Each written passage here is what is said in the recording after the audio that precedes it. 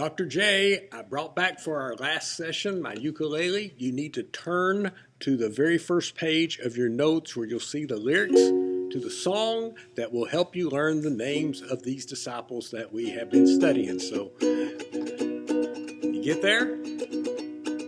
All right, let's sing along. 1, 2, 3, 4. There were 12 disciples Jesus called to help him. Simon, Peter, Andrew, James and his brother John, Philip, Thomas, Matthew, James the son of Alphaeus, Thaddeus, Simon, Judas, and Bartholomew. He has called us to, he has called us to. We are his disciples, I am one and you. He has called us to, he has called us to. We are his disciples, I am one and you.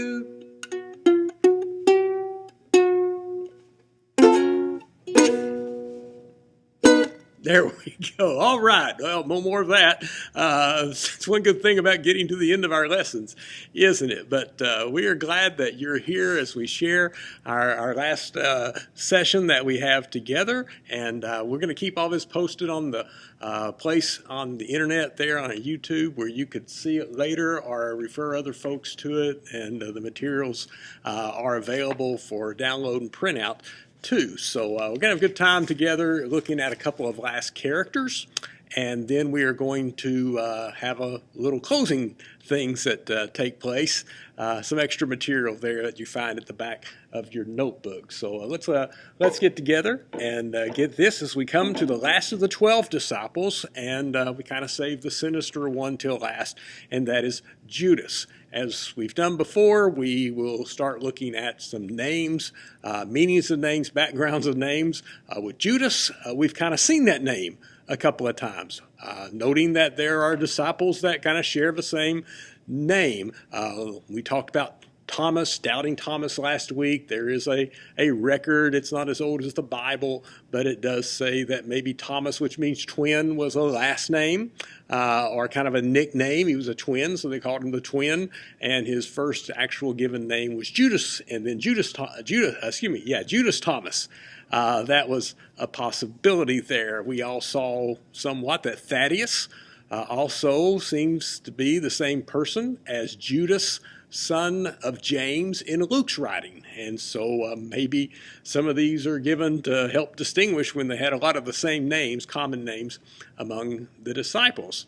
Judas is fill in your first blank there. Judas is the Greek form of the common name Judah, which is the Hebrew word for God praised. And of course, there was the tribe of Judah, which Jerusalem was located in the territory of the tribe of Judah, and the nation of Judah, which was the tribe of Judah and the Benjamin tribe, that all the surviving Hebrew people, even today, come from this source. Judas is also a form of the name Jude, and we've seen kind of how different translations can take some of these names and take them in similar directions: James, Jude, and Judas. The interesting part about Judas is his last name, or given the surname, if you would, Iscariot, that takes place. Now, some believe Iscariot identifies Judas' place of origin because his father is named as a little family tie just by name, as you see few places there in John's gospel, as Simon Iscariot. So maybe they're from the same town. Of course, that would make sense as part of the same family. And so that's a popular explanation that Iscariot derives from the Hebrew Iskaroth, which means a man from Kirioth. And Iscariot perhaps meaning he is from a town called Kirioth. So there are some places we'll see in a moment that carry that name as a town. One of the other theories is the name Iscariot identifies Judas as a member of the Sicarii. Sicarii are interesting people. I've said last time we talked about Simon the Zealot and how zealous they were for nationalism of the Hebrews and how much they disliked and fought against the Romans. One group of these zealots was Sicarii, which were really kind of assassins They are known for carrying daggers in their sleeve of their robe, and so if they could just get up close enough to a Roman soldier or a Roman leader, and they had the opportunity very quietly, they could slide that dagger down to their hand and take out somebody and move on. So that's the definition. So if that, again, were one of Jesus' disciples, alongside Matthew, the tax collector, worked for the Romans, as we shared last week. What a phenomenal thing. And it does add to the intrigue of so many different personalities who Jesus invited to be a part of this circle of 12 that were there. So let's look at some of Judas's uniqueness among the 12 disciples as we meet him here. First, Judas is the only disciple from Judea, from the south. All the others lived in Galilee, Capernaum, around the Sea of Galilee. They were Galileans there. It is said that he was from a place near Jericho, close to where the Jordan River finishes its flowing to the south, not too far from where the Dead Sea begins. And there are two places that were known by the name Kerioth. And I said again, maybe Iscariot means a man from Kerioth. And so there are some geographical identifications of the southern area that Judas would have been from. Another unique thing about Judas is Judas was the only disciple with an official position. That is, he was the treasurer. You can say there were unofficial positions like the inner circle of three, Peter, James, and John. But he was given this responsibility. It's a side note we find first in the story of the woman who anointed Jesus' feet with the expensive perfume. And as one who took care of the money, he saw a better use for something of that great of value. It says, one of his disciples, Judas Iscariot, who would later betray him, objected to this woman pouring expensive perfume on Jesus' feet. Why wasn't this perfume sold and the money given to the poor? It was worth a year's wages. Now, John gives us a little backstory there. He did not say this because he cared about the poor, but because he was a thief. As a keeper of the money bag, he used to help himself to what was put into it. And so it's kind of an interesting thing that he was trusted enough to handle the money, but he saw some suspicious there. Maybe this is hindsight. They look back and realize that he seemed trustworthy, but he was actually sinister. It might seem that they had kind of a natural treasurer. Matthew had been a tax collector. It is, I think, safely assumed he might have been good with books and financials and might have been the more, from what we understand, a natural position, but that's not who it says.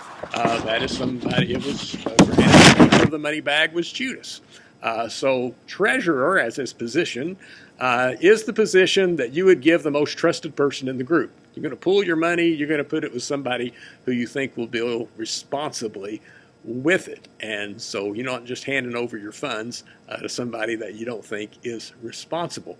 We also find, as kind of related to this, that the other disciples thought of him as his loyalty to Jesus even more so than they thought of their own. I want to take you again to a meaningful moment in the Passover meal Jesus is having with his disciples. It's the night that he gets arrested, the evening before his crucifixion. And he tells his disciples, one of you is going to betray me. And I give you the verse there in Matthew 26. How do they all respond? They were very sad and began to say to him one after the other, surely you don't mean me, Lord. Or in what I grew up here in the old King James Version, is it I? Is it I? They all asking, is it me? Could it be me? Maybe recognizing that they had at least the potential of being that person, that betrayer, that darkness in their heart. Also in that same evening, though, Judas leaves and goes. And the disciples' reaction is not, oh, there you go, he's the one. He's the one. He's slipping out early. Now we know who the betrayer is because, we'll go over here to John 13. So Jesus told him, what you're about to do quickly. But no one at the meal understood why Jesus said this to him. Since Judas was in charge of the money, some thought Jesus was telling him to buy what was needed for the festival or to give something to the poor. These would be noble tasks that Jesus is assigning to him. They think the best. They don't think the worst of Judas at this time. They kind of thought the worst of themselves. Is it I, Lord? Is it I? And now Judas is, he's just going to buy food, or he's going to go make a contribution to the poor, a noble thing during this. Of course, we know the characteristic of Judas best is that his betrayal of Judas, infamous for this. I think it was probably a mindset that didn't happen all at once, but there was a bit of a kind of like a little seed that gets into between two rocks, maybe in a wall, or I've heard of a bridge, where a little seed gets in there and a plant starts growing, and next thing you know, it has kind of enough substantial size it actually can destroy that substance, so that edifice. So we have here Judas, over time, coming to this point of decision to corner Jesus in this certain way. It's a testimony that small things can ruin our lives. And here's a few small things. The first one sounds kind of big, but it's at least part of what took place for his betrayal. First, the influence of Satan. In fact, we have that from the words of Jesus. John 6, Jesus replied, "Have I not chosen you, the 12? Yet one of you is a devil." He meant Judas, the son of Simon Iscariot, who, though one of the 12, would later betray him. So Satan's work is described here by Jesus. It's going to be taking place, calling the betrayer, calling Judas the devil. It tells us in Luke 22, which again is part of that Passover meal. Satan entered Judas, also called Iscariot, one of the 12, and Judas went to the chief priests and the officers of the temple guard and discussed with them how he might betray them. And so here in this closing hours of Jesus' earthly life, the actual deed is being set up and done. In John 13, it says the evening meal was in progress, and the devil had already prompted Judas, the son of Simon Iscariot, to betray Jesus. I think to say the devil made him do it is simplistic, because I think he had some choice in it, but the Gospels clearly make it shown that Satan was behind some of the orchestration to bring about the betrayal and ultimately the crucifixion of Jesus. Here are some of the tools then that Satan can use in Judas, and sometimes he uses on us to get us to do bidding that is against the will of the Lord. There is greed that takes place. He didn't just betray Jesus. There's the famous 30 pieces of silver. And I've got some valuation there that you can see that's noted from some years back about the value of silver and 30 coins, and it's all an approximation. But in this case, it's worth approximately, fill in your blank, $225. It's not a small amount of money. You or I would miss it if it went away, but it's not going to change your life, whatever the equivalent was in the currency of that time. And we may note later, I didn't give you the verse, but later when he regretted what he had done, he took the money back, he threw it back, he gave it back, he didn't keep it. And so while greed was a part of it, there was no doubt some negotiations about what was in it for him to do this for them. There's not that financial greed was entirely behind it. The big payoff, I think, was what he expected to happen once Jesus was cornered and confronted, which comes to the next part. Selfish ambition. Like the other disciples, they had seen Jesus do miracles. They heard the wonder of his teaching. They knew crowds could get enthusiastic about him. They knew that he could take charge. He could take charge of the population. He could take charge of the Hebrew people. He could take charge of the nation. He could rally them to run the Romans out. They outnumbered them vastly. If they would just, somebody would pull it off altogether. And that's, he believed sincerely, like the other disciples, I think, that Jesus was the one to do this, the God-ordained person to do this. And since he wasn't doing it on his own, at least not fast enough, if he could somehow force Jesus' hand, and then Jesus would fight back and resist and use his powers and become the kind of Messiah that he had envisioned that he would be. And he would be this earthly king. And I'm going to back you up here to a story that's in all four of the Gospels, but it's noted here in John's Gospel, the story of the feeding of the 5,000. And people are amazed, and they're fed, and this is the Messiah, and this is God's person, and we need him for our leader. And so after the people saw the sign performed, what happens? They began to say, surely this is the prophet who has come into the world. They're starting to recognize this is not an ordinary person here who's doing these things. And Jesus, knowing that they intended to come and make him king by force, withdrew again to the mountain by himself. Think about Judas watching that. Here was his chance, and he backed away from it. They were going to force him to do that, and he wasn't going to be that kind of Messiah. In that same story, in Matthew's version, it's in all four of the Gospels, immediately Jesus made the disciples get into the boat and go ahead of him to the other side while he dismissed the crowd.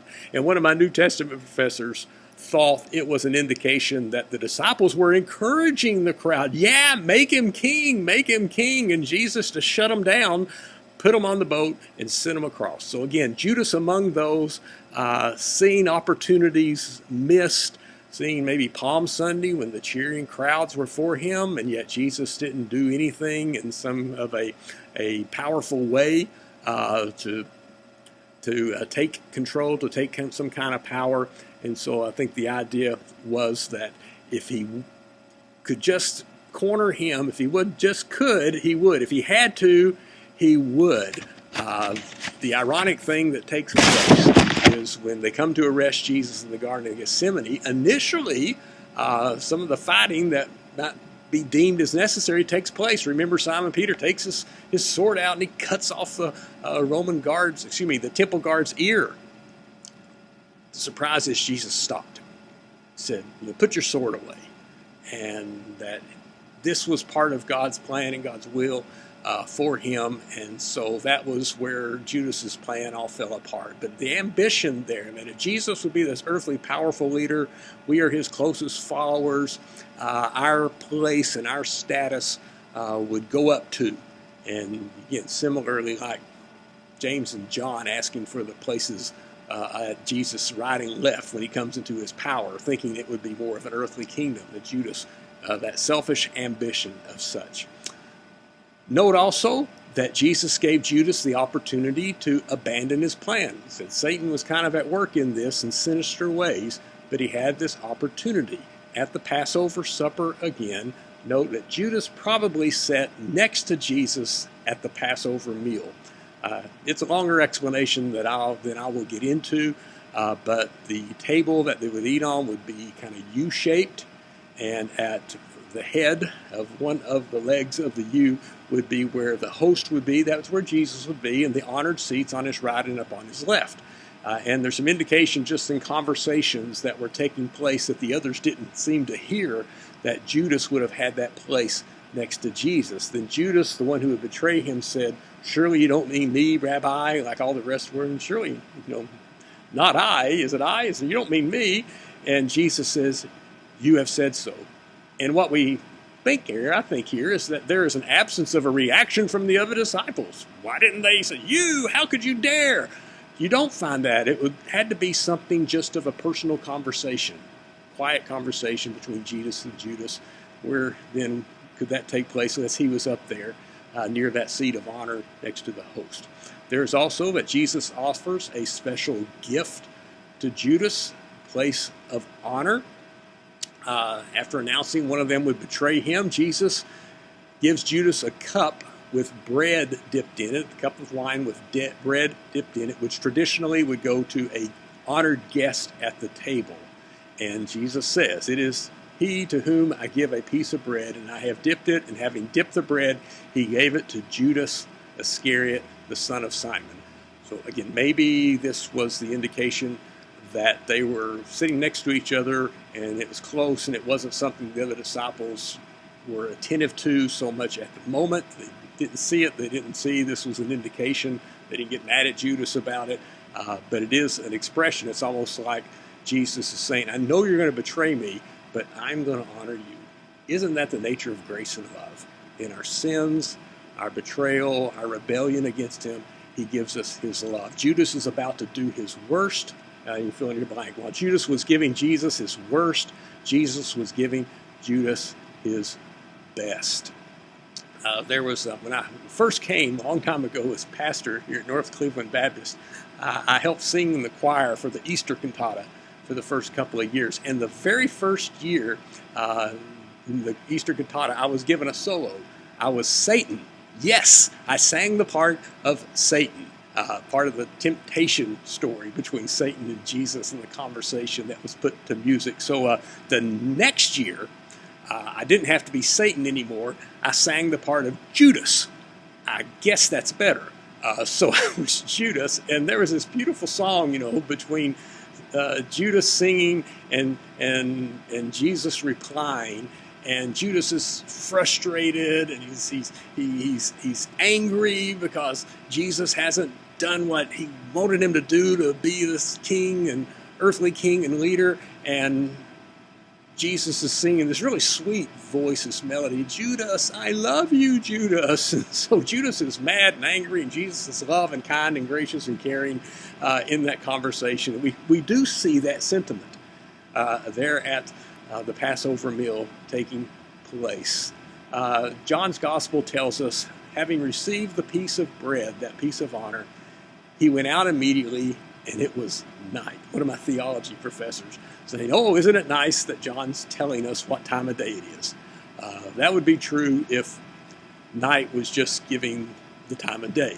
But remember, especially in John's gospel, there is the symbolism of light being of God and good, and that which is against God, of course, the opposite is in darkness. And so he says it's night, and it wasn't just that it was night, that it was the sun was down and the stars were out. It was spiritually dark, that the scheming was taking place against Jesus and preparing the script for which he would ultimately be betrayed and crucified. Final things, and it's an odd thing to say, but I think it's worth noting that Judas loved Jesus. He didn't agree with his tactics in all the times, but I think there was some sentiment that he loved him, and a couple of things that we might see. One is he tried to engineer Jesus' release, after he was arrested by the temple guard and then ultimately handed over to the Romans. He's the only disciple who did anything actively to try to release Jesus from his arrest. We'll pick up there in Matthew's gospel. When Judas, who had betrayed him, saw Jesus was condemned, he was seized with remorse. He returned the 30 pieces of silver to the chief priests and the elders, so it wasn't for the money. And he says, I have sinned, he said, for I've betrayed innocent blood. What is that to us? That's your responsibility. So Judas threw the money into the temple and left. Then he went away and he hanged himself. Talk about that more in a moment. But at least he's coming. He's trying to undo the deal. If there's any way, he has certainly regret and certainly remorse. And I put this for you for consideration. You do not kill yourself for someone you don't care about. And when he does take his own life there at the end of his story, we recognize that he had a care for Jesus, a deep regret, or he wouldn't have taken his own life. And then we see there in the details, the story there of his death that we find. Judas was devastated, and so when he was cornered, and Jesus didn't fight back. Jesus was cornered, didn't fight back. Instead, Jesus submits to the will of God that was for him. The Bible tells us of the death of two of the disciples, Judas and James, the brother of John. We saw later. Now, two versions of Judas's death, interestingly enough, one of which is that he hung himself, like we read just a moment ago in Matthew's Gospel. Acts chapter 1, written by Luke, tells us a little different perspective. He says, with the payment he received for his wickedness, Judas bought a field. There he fell headlong, his body burst open, and his intestines spilled out. Not a very pleasant picture, a little gory, if you would. I don't believe I've ever preached that passage. That's one you kind of just prefer to note and move on. So how do you recognize these stories? How do you reconcile these stories about the two deaths? And there's an old tradition, goes back to Augustine, one of the early church leaders, who suggested it was the same event, that after hanging himself, ultimately Judas's body fell, and when it hit the ground, the opening took place, and so the death. So the death that he brought upon himself, evidence again, don't kill yourself for somebody you don't love, and that he did try to bring about Jesus' release is evidence that he did have a pretty deep care for Jesus. A couple of symbols there in the back of this section before we finish it up. You can understand the apostolic symbol there in the shield, 30 pieces of silver, the top and the bottom, and a rope that would be used to hang himself. One of the other notes is that in a lot of the Christian art, stained glass windows and stuff, especially in the ancient world, the disciples and biblical characters will have halos that you see, usually bright, yellow, light-colored. Judas's halo is often, like in this little picture, depicted in a dark thing. So he either has a dark-colored halo, or unlike the others, he has no halo at all. Fill in your blanks there, just to make that distinction of him as the betrayer. So those are some words about Judas that perhaps would lead you to think of things in a little bit of a different light. I know a lot of, it seems, the dramatic productions of the Passion Week, Judas's character tends to end up being one of the lead characters. He does play a crucial role. He's not featured a lot in the grander story of the Gospels, but he does tend to do in these because they're trying to put some backstory, some understanding of things, and maybe there's a bit of a better understanding that you have too of him after we kind of pull out these verses that refer to him. Okay, let's look now. We got one more. It's a 13th disciple. Judas is gone. And in Acts chapter 1, we are told the story of Matthias, who was elected, not elected, but he is selected to be the replacement for Judas. So we'll look at that text in just a moment. So we have Matthias, which means the gift of the Lord. Around 150 AD, between then and 200 AD, there was a Christian leader named Clement of Alexander who says some people identified this person, Matthias, as Zacchaeus. But I'm a little skeptical of that. I'm just mentioning that for historical record because Luke is the only gospel that tells the story of Zacchaeus. And so he knew Zacchaeus, he knew who he was, he knew his name. Why didn't he use the name Zacchaeus and say, hey, this is the same guy that we met back here in my gospel? So I'm skeptical of that. We'll find that he was a follower, that Matthias was a follower of Jesus. I just don't think one of the close 12. Why replace Judas? Well, a couple of reasons. First, to fulfill Scripture in the early gathering of the followers of Jesus after his ascension. They're gathered in Jerusalem. For, said Peter, it is written in the book of Psalms, may his place be deserted, let there be no one dwell in it, may another take his place of leadership. So there was this sense that that had to be in the will of God, fulfillment of God's word, that there would be a replacement that would be named there. And so that was thought to be the prophecy that was granted. Related to that, I think, is to maintain their identity as the new Israel. We said way back in the first session, 12 disciples, because there were 12 sons of Jacob that represented the 12 tribes of Israel. And Jesus was bringing about a new kingdom. It wasn't a political kingdom. It wasn't a kingdom that was identified by people of just a certain bloodline or color of their skin or sociological identification. It was people who were trusting in the Lord through Jesus. And so it was the new Israel, the new people of God. And so 12 was the new representation that the old 12 had been, fulfillment and identifying them in that way. Requirements for replacement. Okay, we got to replace Judas. What do we need? Picking up at verse 21. Therefore, it is necessary to choose one of the men who have been with us the whole time the Lord Jesus was living among us. Public ministry of Jesus went 3 years, so you're getting somebody who wasn't one of the 12, but had followed closely for a while. As it says, beginning from John's baptism to the time when Jesus was taken up from us. For one of these must become a witness with us of his resurrection. Again, somebody who wasn't just a newcomer, somebody who had been a seasoned follower of Jesus to take place there. Acts chapter 4, there's identification of the followers of Jesus. The disciples in particular, they said they could tell these people had been with Jesus. These were outsiders making that observation. And so that was part of the characteristic. This was people who had to be with Jesus to fill that place. And so here is the next point is appointment. This is the description of how they've decided upon the one they appointed. So they nominated two men, both again had been with Jesus the whole time, ever since his baptism at the earliest days of his public ministry. Joseph, called Barabbas, and also known as Justus, and Matthias. Then they prayed, Lord, you know everyone's heart. Show us which of these two you have chosen to take over the apostolic ministry, which Judas left to go where he belongs. Then they cast lots, and the lot fell to Matthias, and so he was added to the 11 apostles. And so that appointment was made there. A quick note there, so one of the names that is given to the man who wasn't, got some sympathy for him, who wasn't selected, is Justus.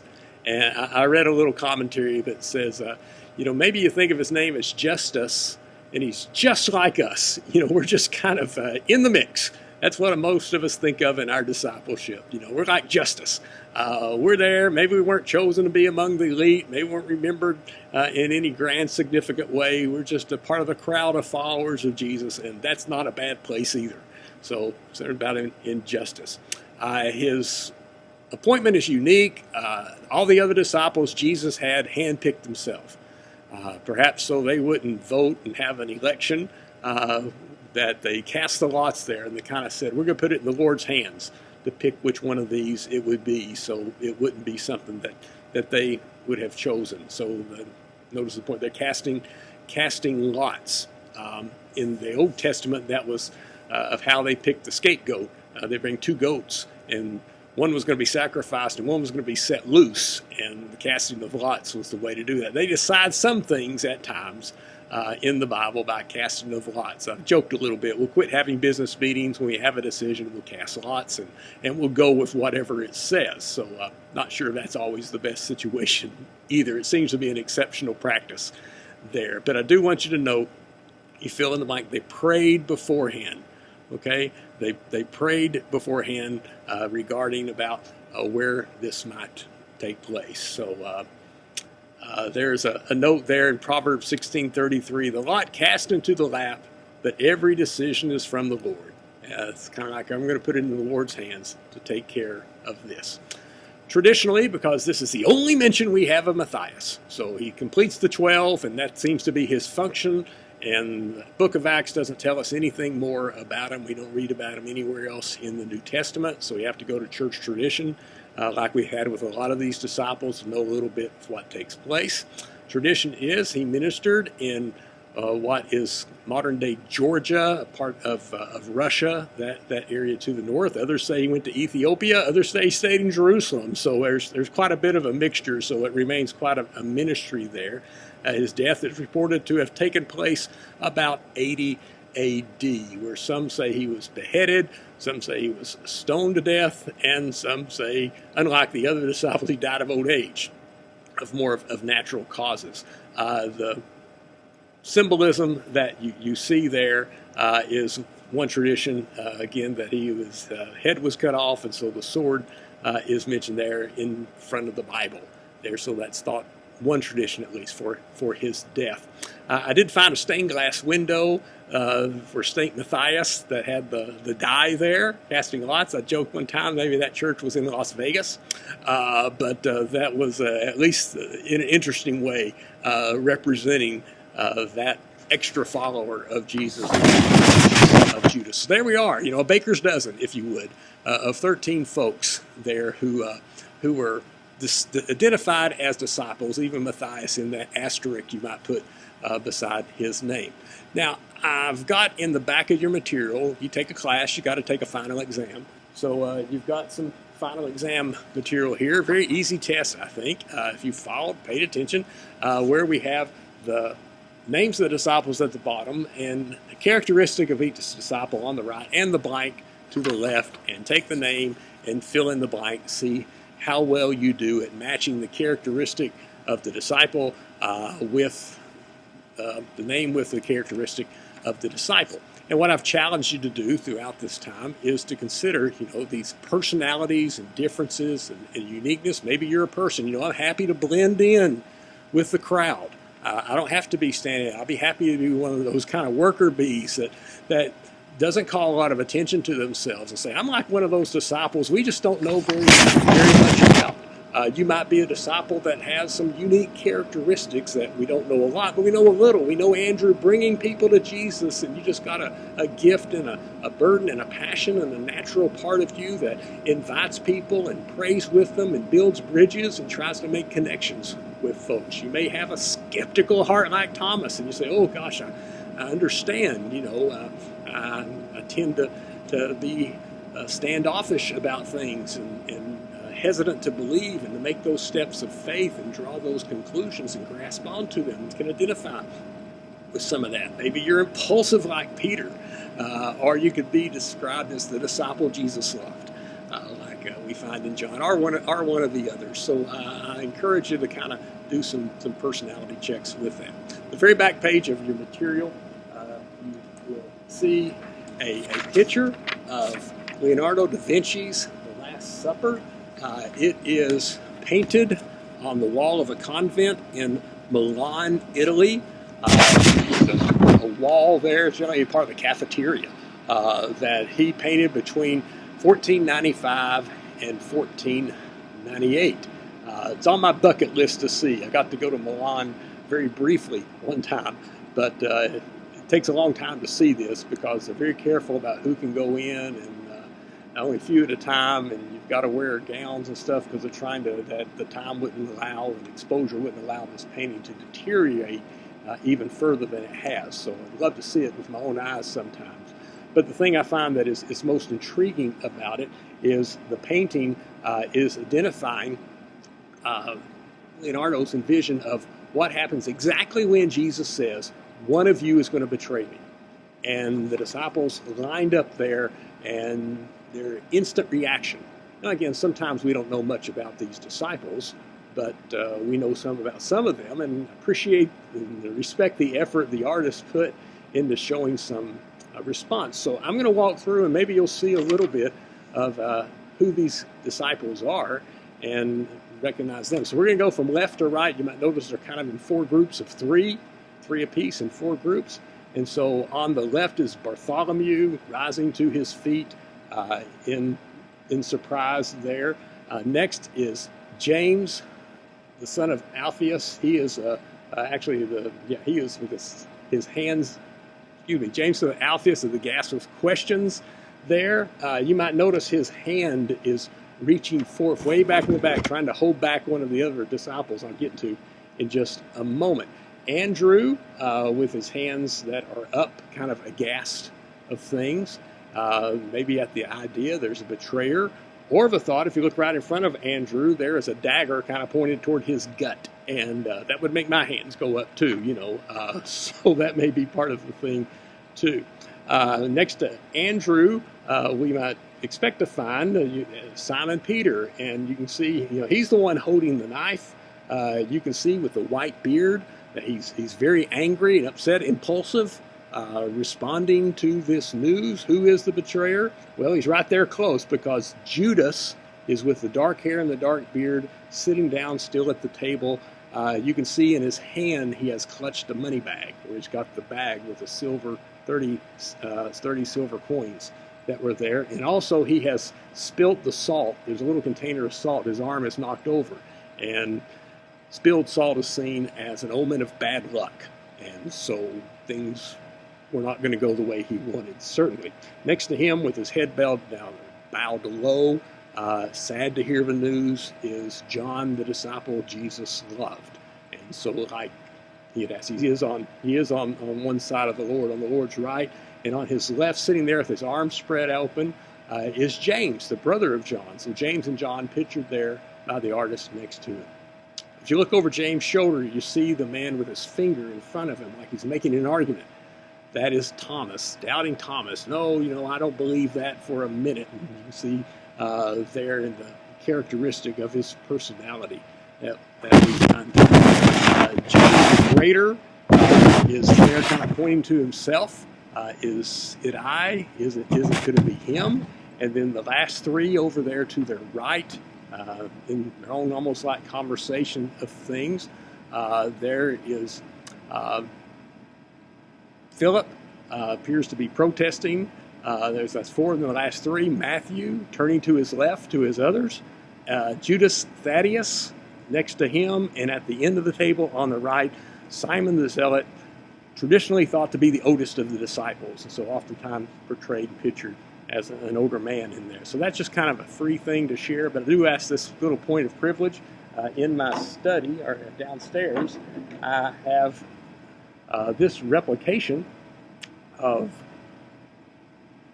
Da Vinci's Last Supper painting, this little marble imitation, and I remember that because it was given to me by a man in the church. When I grew up, I was 18. I'd assisted him in bus ministry for a number of years. I was going off to college, and he gave this to me as a gift.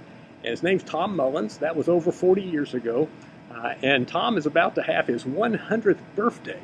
And he's doing well, and he's sharp, and just always a gracious Christian gentleman. So this is in my office downstairs, and I appreciate it. And it means a lot. And for 4 decades, I've kept that close because it reminds me of this artwork. It reminds me of discipleship, and it reminds me of a great disciple mentor in my life, Mr. Tom Mullins. So there's for that. Enjoyed sharing this with you. We're going to keep it up on online, so you're welcome to share links and such so people can watch this. Again, the church website, at least for a while, will have copies of the notes that you have filled out. People could print out and have them. If they need to, you can call the church office. We will make a hard copy or as many hard copies as you need, so others might be able to enjoy this. It's an interesting time here as the world is different. We have to be careful about our gathering, so we're glad that in this format I could gather with you. I hope it has been a meaningful time to share together. The Lord bless you. The Lord keep you. The Lord make you well. Keep us safe. As the old song says, till we meet again, may the Lord's blessings be with you.